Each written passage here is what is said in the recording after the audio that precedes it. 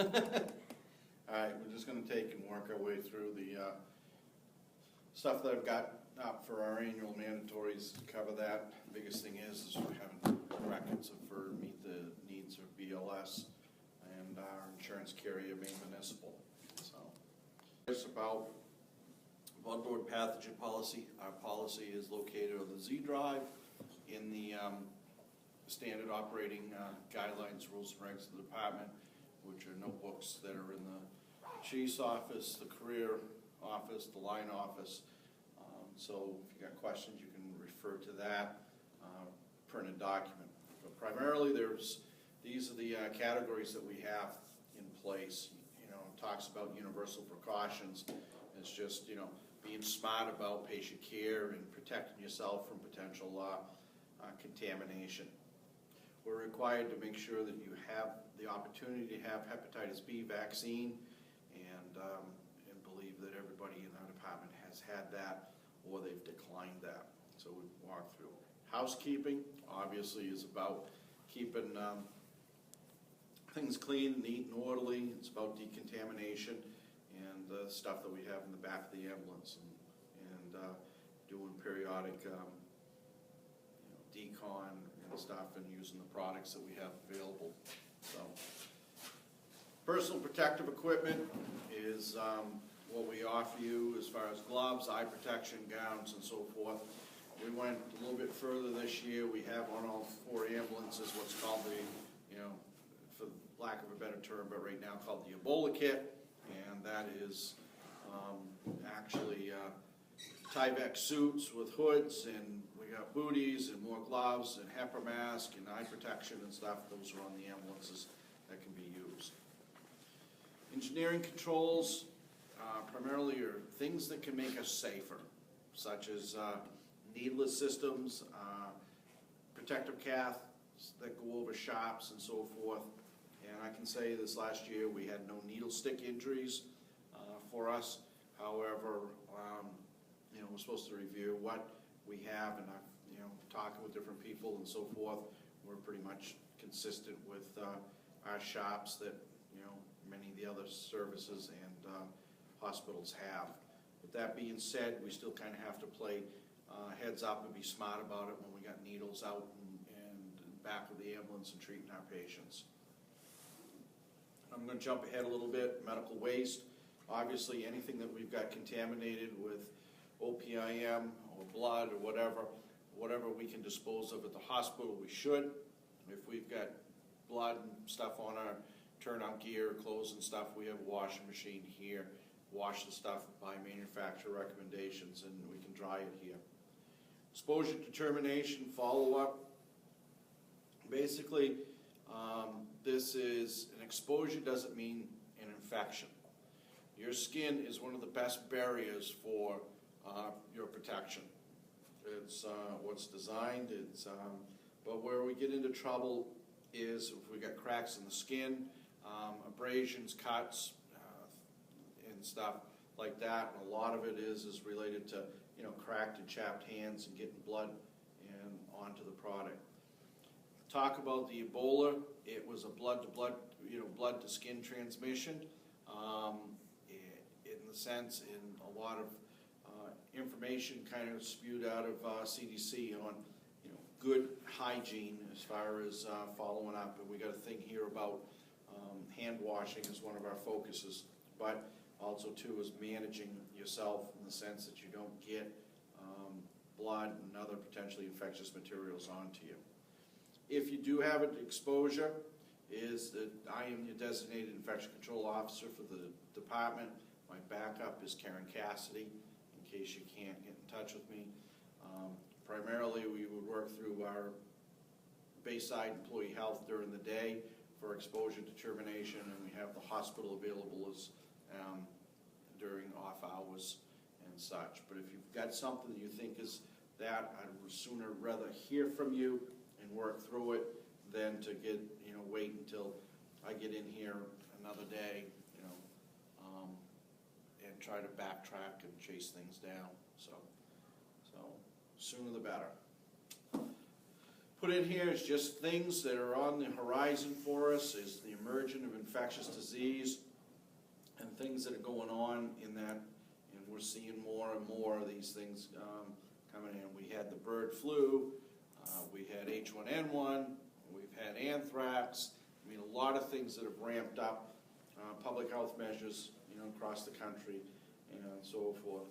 Probably one of the biggest things that each and every one of us can do to contribute to keeping ourselves safe is that if you were prescribed an antibiotic and prescribed that for 14 days, you take it for the 14 days. Don't you feel better, Nick, in 7 days, you put it on the shelf and don't take it.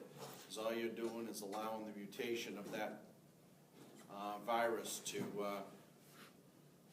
survive in a less, resilient category here. So it's important for us and patient education to take that full dose of that. There's been studies done hospital watching healthcare workers and the aspect of washing their hands. The single most benefit that you can do is good hand hygiene, is washing your hands. If you don't have soap and water, that is available to you is those gels.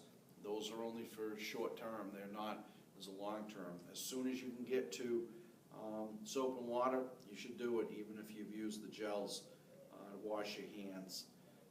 Some of the gels are alcohol based, and they've been proven to basically take and affect the good bacteria on your hands by using it too much. So again, soap and water, and this is just a graphic to kind of depict that. People sing the birthday song, people talk to themselves, find something, but you want a good 20-second scrub with soap and water underneath your, both hands, and get some of the trouble areas. Respiratory protection policy. We have three main things on this. This is a federal regulation, but two things that affect us is those that are qualified for wearing an SCBA, and those of us that have medical licenses are required to wear an N95 mask. So these two things cause us to do medical surveillance, is that many of you have filled out a respiratory questionnaire that's sent into the doc, they review it. Some of you get a pass for 5 years, some of you get a pass for 2 years, and then the rest of you all have to do it every year. You fill out the form and send it in. So basically that form goes in, they look at it, and then they send back to the employer a form that just says that you've met, you're qualified medically to wear that, and I have to retain that in your file for part of your personnel file. So if BLS comes in and wants to know if Nick, Jewett has been, has a medical questionnaire, I've got to be able to pull that form out. So I need the form sooner than later, Nick. I thought it was yearly, and the physical is every 2 to 5. The fit testing is yearly. The physical is, dependent on your age, is that under 30, you get a 5-year pass. 30. The questionnaire was yearly though too. The questionnaire is, no. It's not? No. Now some departments choose to do it yearly for the simple fact of easier record keeping. And I play the game as far as knowing that some folks are, 2017, 2018. So it boils down to what the department wants to do on that piece of it, and it's money they're going to spend. Right. So the second part of it is training, and we go through that process with our annual SCBA research for those that wear that. And then fit testing, and fit testing for us will be during March and April this year. The machine will be here, and basically all of these medical clearance from the doc will be back in time so that you can take and step into the fit testing. Technically speaking, unless you've been cleared medically, you can't wear one of these masks.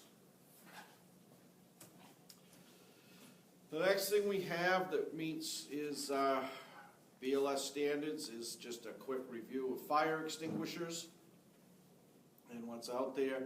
I just put this graphic up just as a means is that we've got water, dry powder, foam, CO, wet chemical, we got purple K, but a variety of things. So if BLS comes in and asks you, Abby, if you had a garbage can fire, what fire extinguisher would you use? Water.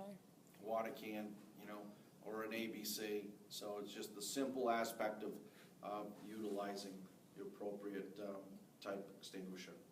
What class is that, Abby? The operation Okay. is basically a pass method: pull, aim, squeeze, and sweep at the base of the fire.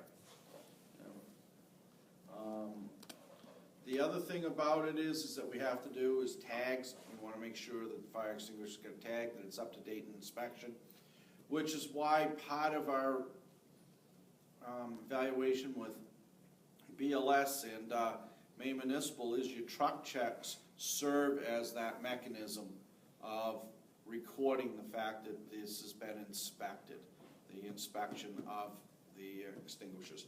Dry chemicals, purple K, all of them. As far as in the building, is like this one by the exit door. It's got an orange tag on it. The building ones, Brent does the inspection on those, but the maintenance tag is right there on that extinguisher. So just reiterate the fact of the importance of truck checks because it's part of our record-keeping process. What was that green stuff in the picture? Huh? What was the green stuff in the picture? So we have a new thing that's in place. It's called global harmonization.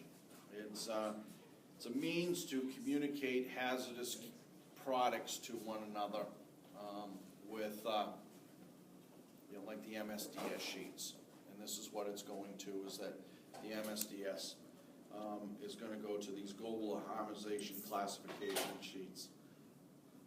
To show you, this is a global thing. It's all over, so that if you're in China and you can pull out that information and have it translated into English, it'll be the same format as it is if it was in Chinese.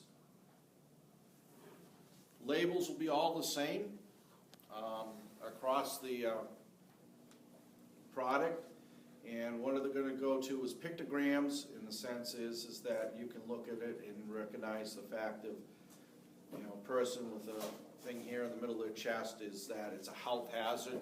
That pictogram just shows that it's a problem. Carcinogenic, respiratory toxicity, target organ toxicity, corrosives, gas cylinder and stuff. So it's just that it's easy to identify no matter where you are. We will see 2015 is this year, is all the chemical companies have to abide by it. So your MSDS sheets will be very much is the product name, chemical name, all the information that will be there, but it will all be in the same format on this sheet than whereas But one of the things is that we hope that we can get it solved at the lowest possible level. This year is chemical hazardous labeling system from the NFPA, 704. And basically this is the diamonds. Blue is a health hazard, red's a fire hazard, yellow is a instability, and white would be specific hazards related to that. The higher the number, the deadlier or the greater risk that product or fire hazard is. And if you see a W with a line through it in the white, means it reacts to water. Do not put water on. We have available to us in the this emergency response guidebook. All the apparatus, ambulances have this. It's emergency response guidebook, latest version.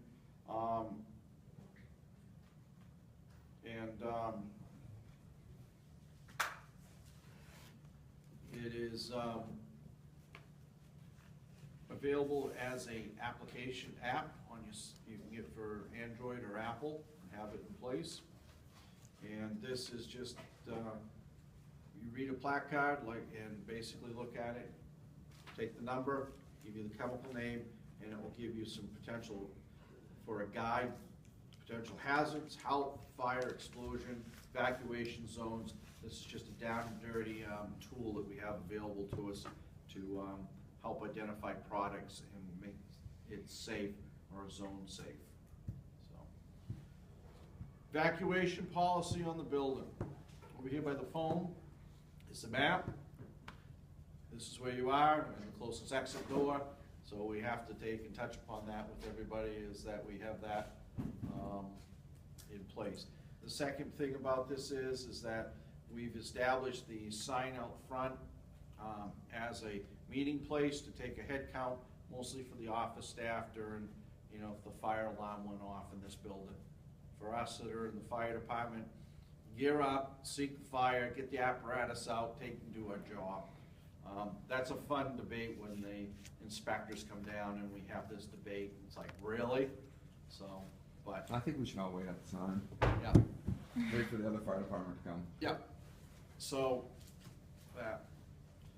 couple other things we just wanna talk about. Some of the things that come up this last year with BLS is that we have emergency vehicle lockout, tag out policy, and it's place these signs in the window of the door, and to take the other one and wire tie it to the steering wheel, take the keys out of the ignition, set it on the dash, but obviously we can't, on the fire trucks, you can't take a key out of the ignition because it's a paddle switch and a push button and the truck can start. So our best method is that we've placed these signs in there and put this one and wire tie it to the steering wheel so we can't come out just that easy. And then I have the confidentiality statement that we've signed and seen before. It's just what you see here, what you know here, stays here. We don't talk about calls in the public and out and about that we've got HIPAA. And the other form is receipt of the training that you've had today, and you had an opportunity to ask questions as such. So that being said, do you guys have any questions?